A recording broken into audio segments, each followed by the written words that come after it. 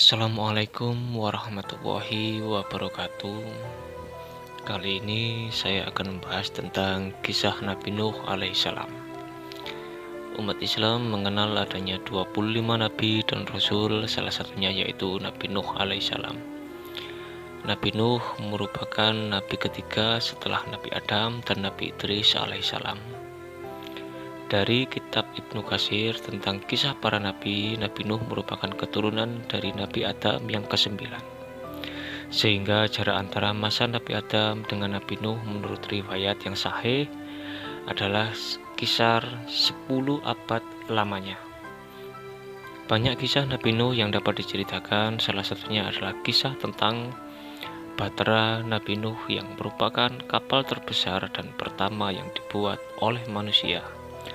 Bahtera Nuh merupakan salah satu bukti mukjizat dari Allah Subhanahu wa Ta'ala yang diturunkan kepada Nuh dan pengikutnya ketika terjadi malapetaka yang dahsyat atau banjir yang sangat besar. Ketika itu kaum Nuh merupakan kaum yang sangat tercela dan menyimpang dari jalan Allah Subhanahu wa Ta'ala. Pada mulanya manusia selalu taat kepada nabi-nabi sebelumnya, yaitu Nabi Adam dan Nabi Idris. Akan tetapi ketika masa berlalu, kaumnya kembali melakukan ingkar dengan membuat patung-patung orang terdahulu yang menganggap bahwa patung-patung tersebut adalah Tuhan mereka dan menyembah patung-patung itu. Patung tersebut merupakan representasi dari orang-orang soleh yang menjadi pewaris dari Nabi Idris alaihissalam dalam menyebarkan agama Allah. Akan tetapi kaum Nuh justru salah menilai dan memahami dan menganggap bahwa roh Tuhan ada di dalam patung tersebut. Awalnya pembuatan patung-patung tersebut hanya untuk menghormati orang-orang yang soleh yang bernama Wat dan Suwa. Akan sering berjalannya waktu dan memudarnya ilmu agama, generasi kaum Nuh perlahan mulai meyakini bahwa patung tersebut pantas disembah.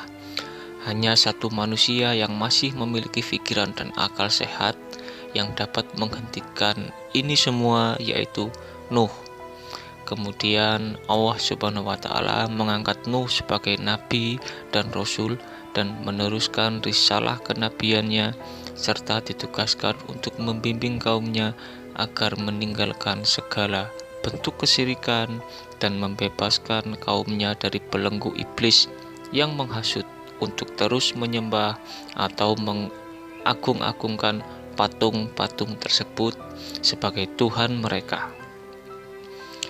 Nabi Nuh merupakan nabi yang istimewa. Oleh karena itu, salah satu dari 114 surah Al-Quran merupakan surah khusus Nabi Nuh dengan nama surah yang sama, yaitu surah Nuh. Surah Nuh merupakan surah ke-71 dari Al-Quran. Sumber-sumber dari ahli sejarah yang diriwayatkan oleh para ahli sahih menyatakan bahwa Nabi Nuh memiliki nama asli Abdul Ghaffar atau Yaskur. Beliau merupakan putra dari Lamik bin Mata. Ayah dari Nabi Nuh merupakan putra dari Nabi Idris, sehingga Nabi Nuh merupakan keturunan dari Nabi Idris alaihissalam. Dengan kata lain, Nabi Nuh merupakan cucu dari Nabi Idris alaihissalam. Nabi Nuh hidup di dunia sangat lama, yakni selama 950 tahun. Fakta ini didapat dari salah satu surah di Al-Quran, yaitu surah Al-Ankabut ayat 14, yang artinya, "Dan sesungguhnya kami telah mengutus Nuh kepada kaumnya, maka ia tinggal di antara mereka 1000 tahun kurang 50 tahun. Maka mereka ditimpa banjir yang besar dan mereka adalah orang-orang yang zalim." Ketika usia Nabi Nuh mencapai 480 tahun, beliau diutus menjadi rasul melalui malaikat Jibril. Malaikat Jibril menghadap Nabi Nuh dengan wajah yang sangat tampan sehingga Nabi Nuh takjub lantas bertanya kepada malaikat Jibril, "Siapakah engkau?" Dan malaikat Jibril pun menjawab, bahwa ia adalah utusan Allah yang membawa risalah untuk meyakinkan bahwa Allah mengutus Nuh dan umatnya yang membangkang dan zalim tersebut. Perintah pengutusan Nuh sebagai nabi tertulis pada Al-Quran surah Nuh ayat pertama yang artinya, sesungguhnya kami telah mengutus Nuh kepada kaumnya dengan perintah. Berilah kaummu perintah sebagai datang dia azab yang pedih. Ayat ini tidak hanya menyoratkan pengurusan Nabi Nuh, tetapi peringatan kepada kaumnya akan azab Allah yang amat pedih. Malaikat Jibril kemudian memakaikan sebuah baju mujahidin kepada Nabi Nuh alaihissalam dan mengikatkan ikat pinggang yang disebut Saiful Asmi. Kemudian sambil memberikan pesan kepada Nabi Nuh, berilah peringatan kepada musuh Allah yang bernama Darmasil bin Fumail bin Jil bin Qabil bin Adam. Nabi Nuh kemudian mematuhi perintah malaikat Jibril. Jika dilihat dari nama Darmasil merupakan keturunan dari Nabi Adam alaihissalam yang keempat, sekaligus merupakan raja dan pemimpin yang zalim pada saat itu.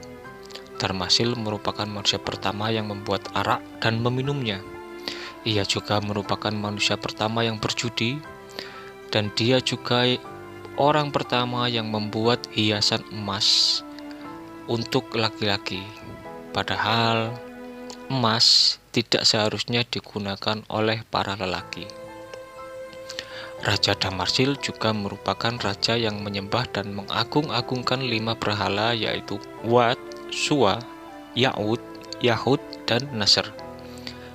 Perbuatan Darmasil sudah sangat melampaui batas dan zalim, sehingga Allah Subhanahu wa Ta'ala memberikan peringatan yang sangat keras yang disampaikan kepada malaikat Jibril untuk diteruskan kepada Nabi Nuh alaihissalam.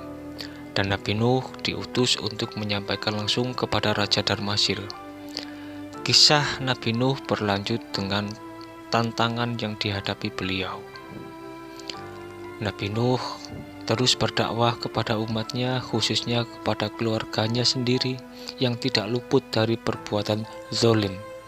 Selama 5 abad setelah beliau diutus menjadi nabi, Nabi Nuh hanya memiliki sekitar 80 orang pengikut saja, di mana pengikut tersebut terdiri dari orang-orang biasa, bukan dari keluarga atau golongan orang-orang kaya ataupun terhormat. Mereka berada atau dalam keturunan yang tidak terpandang. Dengan kata lain, mereka adalah fakir miskin. Hal ini menyebabkan kaum Nuh yang terdiri dari orang-orang yang terpandang dan kaya tidak suka berdekatan bahkan bersama-sama dengan pengikut Nuh yang miskin tersebut. Karena kesombongan dan keangkuhan mereka menganggap bahwa derajat dan kasta mereka jauh lebih tinggi daripada Nuh dan pengikut-pengikut Nuh yang lainnya. Kaum Nuh yang zalim mencemooh dan menghina Nabi Nuh dan pengikutnya yang miskin tersebut. Penolakan dan hinaan terus terjadi tidak hanya pada kaumnya saja, tetapi kepada keluarganya sendiri. Bahkan istri dan anaknya yang bernama Kan'an secara terang-terangan menolak dan melanggar ajaran Nabi Nuh alaihissalam. Yang lebih parah lagi, bahwa mereka telah mempengaruhi orang lain untuk tidak mengikuti ajaran Nabi Nuh alaihissalam. Kaumnya tidak percaya bahwa Nabi Nuh adalah utusan Allah dan meyakini bahwa Nuh hanyalah manusia biasa, tidak memiliki kekuatan, tidak memiliki kelebihan apapun, bahkan tidak memiliki harta yang lebih banyak daripada mereka. Mereka mengatakan bahwa Nabi Nuh telah berdusta. Mereka sangat menghina Nabi Nuh. Bahkan lebih dari itu, mereka ingin mengusir Nabi Nuh alaihissalam. Salah satu pemimpin kaum Nuh yang zalim tersebut kemudian berkata bahwa mereka akan dengan rela dan ikhlas menjadi pengikut Nabi Nuh dan taat pada ajaran-ajaran Nabi Nuh, asalkan Nabi Nuh bersedia untuk tidak membawa ataupun mengusir orang-orang yang sudah taat kepada Nabi Nuh alaihissalam, yaitu orang-orang yang fakir ataupun yang miskin. Nabi Nuh dengan tegas menolak persyaratan ini karena tidak ingin meninggalkan kaumnya yang telah taat kepada Nabi Nuh alaihissalam. Mendengar jawaban Nabi Nuh, para pemimpin kaum yang zalim tersebut justru merasa kesal dan balik menantang Nabi Nuh alaihissalam. Mereka meminta Nabi Nuh segera mendatangkan adab bagi mereka bila memang mereka telah berbuat zalim dan durhaka kepada Allah Subhanahu wa taala. Sebagai bukti bahwa Nabi Nuh memang benar adanya utusan Allah yang membawa kaumnya di jalan yang benar. Nabi Nuh kemudian merasa tidak tahu lagi cara menghadapi dan menyadarkan kaumnya, sementara beliau sudah berusaha semampunya, sehingga beliau memilih untuk berserah diri dan meminta petunjuk pada Allah Subhanahu wa taala. Akhirnya Nabi Nuh berdoa dan meminta kepada Allah agar segera melimpahkan azab kepada kaumnya yang membangkang. Allah kemudian mendengarkan doa Nabi Nuh alaihissalam. Sebelum azab Allah yang amat pedih dan berat ditimpa pada kaum Nuh berupa banjir bandang yang sangat besar yang menenggelamkan dunia, Allah Subhanahu wa taala memberikan petunjuk sekaligus mukjizat kepada Nabi Nuh alaihissalam, yaitu petunjuk untuk membuat atau membangun sebuah bahtera yang sangat besar dan kuat. Bahtera yang mampu menampung pengikut dari kaum Nuh alaihissalam yang taat dan beriman kepada Allah. Kisah Nabi Nuh ini memberitahukan kita tentang seberapa pedulinya Allah kepada umatnya yang telah taat kepada Allah Subhanahu wa taala. Setelah mendapatkan petunjuk dan perintah, segeralah Nabi Nuh dan kaumnya yang taat membuat bahtera. Bahtera tersebut terbuat dari kayu jati. Pembuatan bahtera tersebut memerlukan waktu yang cukup lama, yakni sekitar 40 tahun. Sehingga bahtera tersebut dapat digunakan selama proses pembuatan bahtera. Itu pula kesabaran Nabi Nuh terus diuji berupa cemooh dan hinaan dari kaum yang zalim. Kaum Nuh yang zalim menganggap bahwa pekerjaan pembuatan bahtera tersebut merupakan pekerjaan yang sia-sia dan pekerjaan orang bodoh ataupun orang gila. Mereka menganggap tidak ada gunanya membangun bahtera di atas bukit gurun pasir yang tandus. Jangankan banjir, hujan pun tidak akan turun. Akan tetapi Nabi Nuh alaihissalam dan pengikutnya terus membangun bahtera tanpa memperdulikan hinaan dan cemooh dari kaumnya yang zalim. Menurut Ibnu Abbas radhiyallahu an, seorang Taif yang memiliki pengetahuan yang sangat luas, menyatakan bahwa bahtera Nuh ini memiliki ukuran panjang seluas 1.200 hasta atau sekitar 550 meter dan lebarnya 600 hasta atau sekitar 275 meter. Bahtera tersebut terdiri dari 3 tingkat, yaitu tingkat yang pertama diperuntukkan untuk hewan-hewan, tingkat yang kedua untuk pengikut Nabi Nuh alaihissalam, dan tingkat yang ketiga adalah untuk bangsa burung. Desain bahtera di bagian atasnya ditutup dengan penutup kayu agar seluruh penumpang dan isinya nanti aman dan selamat ketika Allah melimpahkan azab kepada kaum Nuh yang durhaka kepada Allah Subhanahu wa taala. Dinding bahtera dibuat sedemikian baik karena untuk menahan derasnya air banjir yang akan membinasakan seluruh umat manusia yang zalim dan tidak beriman kepada Allah Subhanahu wa taala. Dalam versi Taurat yang disebutkan pada kitab Safarut Takwim, Allah berkata, "Akhir setiap manusia sudah datang di hadapanku, karena bumi diliputi dengan kezaliman yang menyebar. maka aku akan hancurkan mereka bersama bumi atau dunia mereka. Wahai Nuh, buatlah untuk dirimu sebuah perahu dari kayu yang kau dapat jadikan perahu itu tempat tinggalmu. Kemudian benahi kapalmu, olesi dengan minyak agar tidak bocor. Begitulah engkau harus membuatnya, di mana panjangnya 300 hasta dan 50 hasta lebarnya dan 30 hasta tingginya. Maka jadikan bagian-bagian kapal itu ada 3 tempat atau 3 lantai. Maka aku akan hancurkan setiap jasad yang ada ruhnya, yang ada di langit dan ada yang ada di bumi, pasti mati. Dan masukkan juga setiap binatang-binatang yang berpasang-pasangan, jantan dan betina, dengan burung-burung dan semua jenis-jenisnya, binatang ternak dan semua jenis-jenisnya, dan binatang melata dan segala jenis-jenisnya pula. Ambil juga untuk dirimu ya Nuh setiap makanan untuk dimakan, sehingga makanan itu cukup engkau makan dan semua penghuni yang ada di kapal itu. Maka Nuh pun melakukan perintah Allah Subhanahu wa Ta'ala. Begitulah Nuh alaihissalam melakukan perintahnya. Ini adalah versi dari Taurat yang disebutkan pada kitab Safarut Takwim. Baik, saya akan lanjut. Kemudian Nabi Nuh alaihissalam juga berdoa dan memohon kepada Allah Subhanahu wa Ta'ala agar nantinya setelah azab diturunkan, Allah tidak membiarkan seorang dari kaum maupun pemimpin yang zalim tersebut selamat dan tetap tinggal di muka bumi. Nabi Nuh tidak ingin nantinya mereka yang selamat akan kembali menyebabkan banyak manusia yang tersesat, berbuat maksiat dan akan lebih zalim lagi. Kemudian setelah bahtera Nabi Nuh selesai dibangun, Allah memerintahkan Nabi Nuh untuk bersiap-siap dan mengumpulkan umatnya serta berbekalan selama akan terjadinya banjir. Allah memberikan tanda berupa munculnya air dari dalam tanur atau tungku perapian di dalam rumah Nabi Nuh alaihissalam, hingga bila dimasukkan ke dalam logika, tidak mungkin tungku perapian mengeluarkan sumber air. Kisah Nabi Nuh alaihissalam tentang datangnya azab bagi kaum Nabi Nuh alaihissalam yang zalim.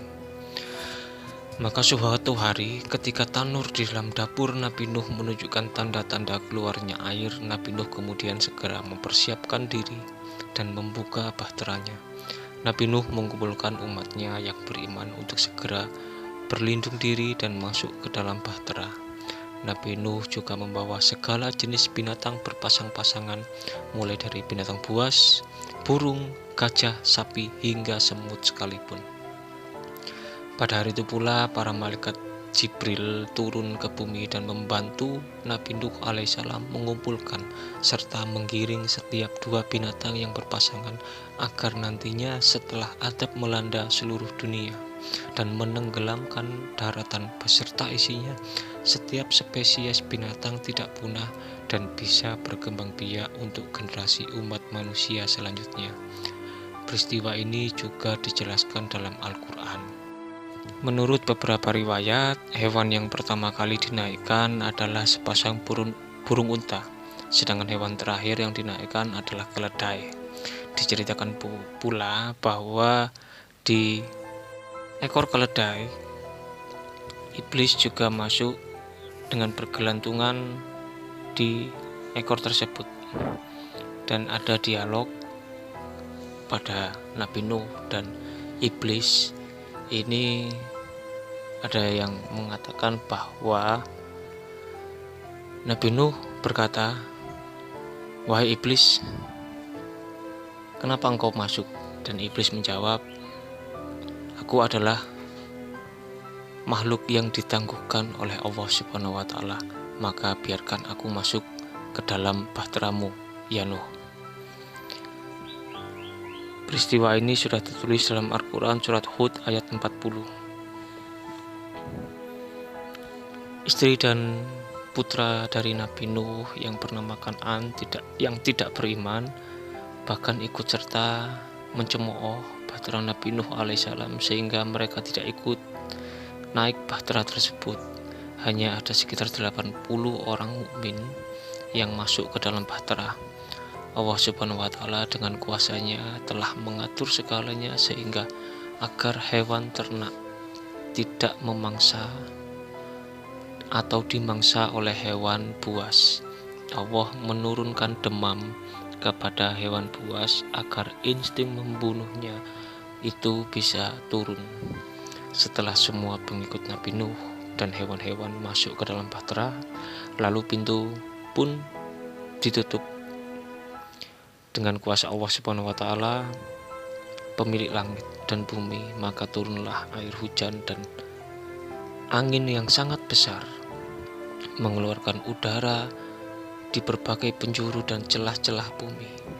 Seluruh celah bumi seperti mata air yang mengeluarkan air dengan sangat deras tanpa henti.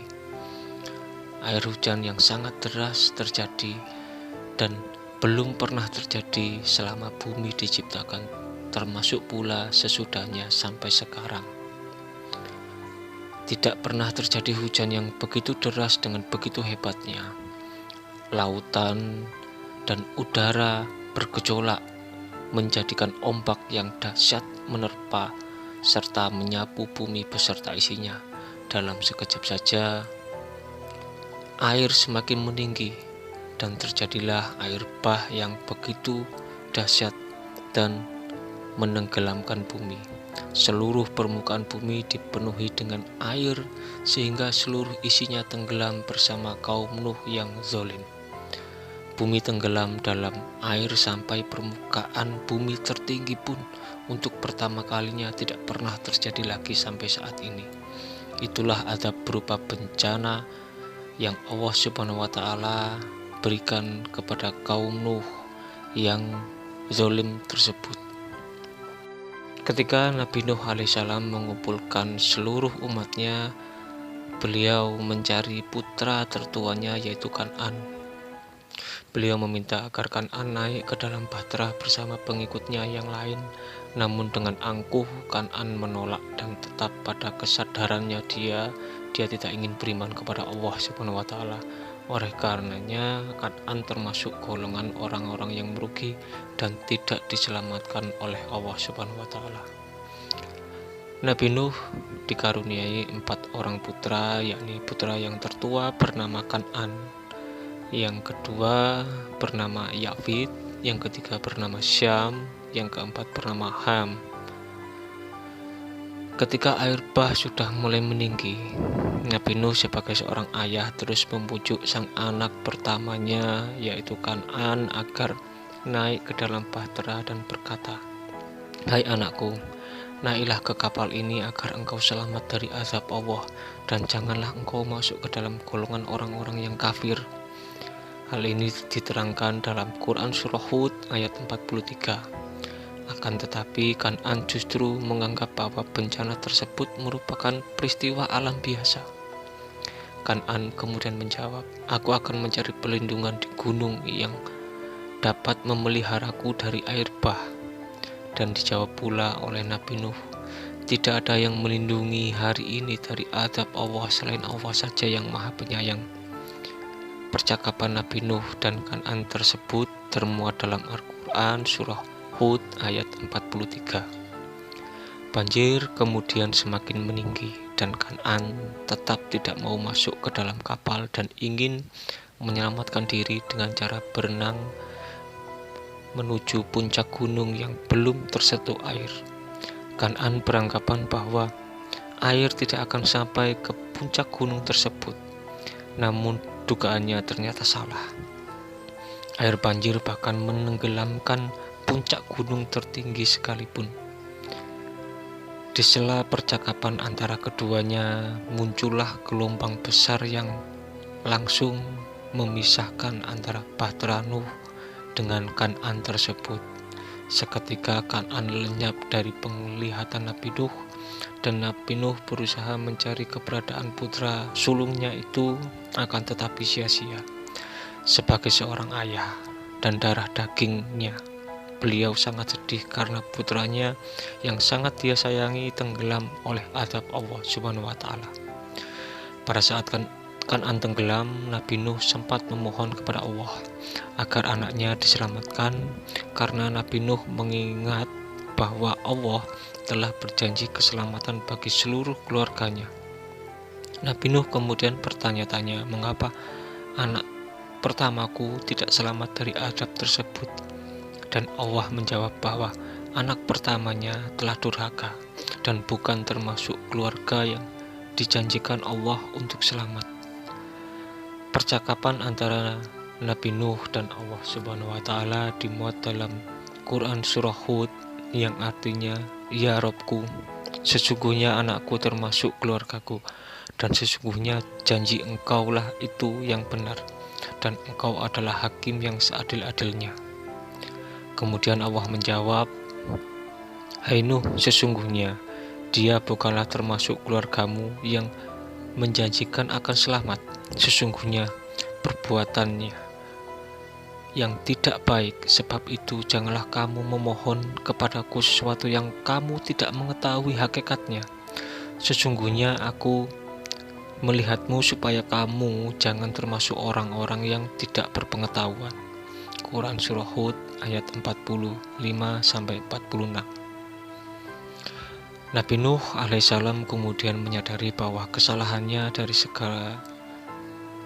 segala memohon untuk mengampun kepada Allah Subhanahu wa Ta'ala.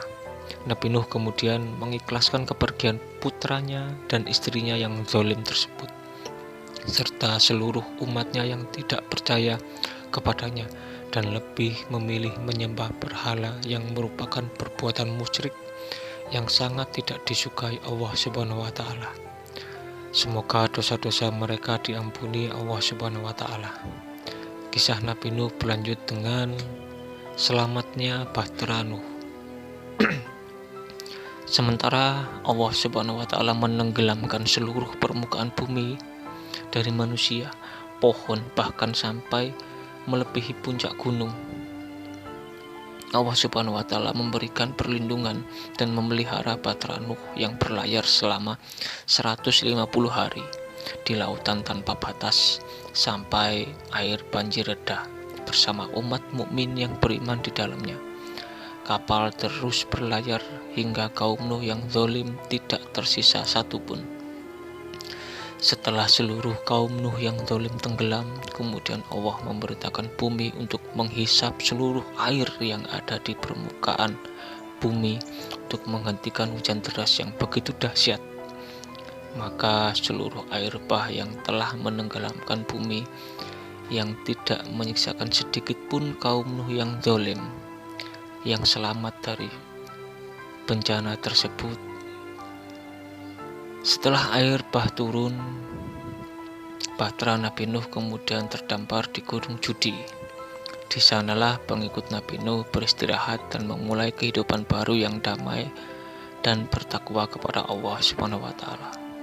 Banyak pendapat mengenai Gunung Judi karena beberapa sumber menyatakan bahwa Gunung Judi ada yang di Armenia, ada yang mengatakan di Irak, atau ada juga yang mengatakan di Turki. Wallahu a'lam.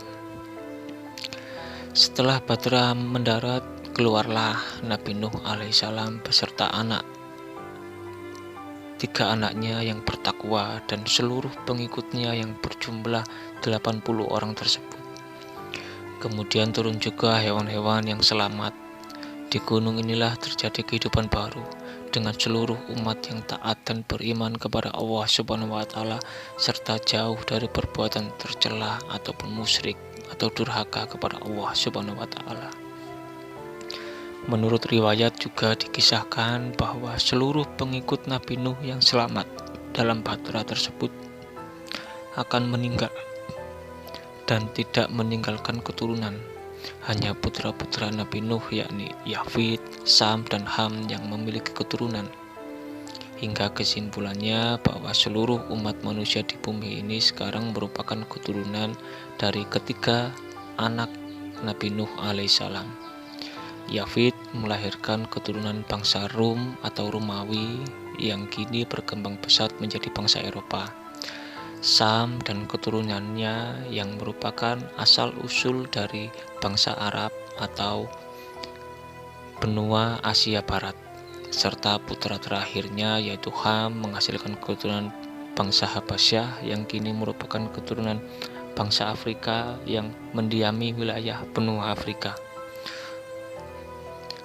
Dari kisah Nabi Nuh alaihissalam di atas dapat kita ambil pelajaran kebenaran akan tetap menang dan jaya walaupun ditentang siapapun dan dari manapun dan oleh apapun.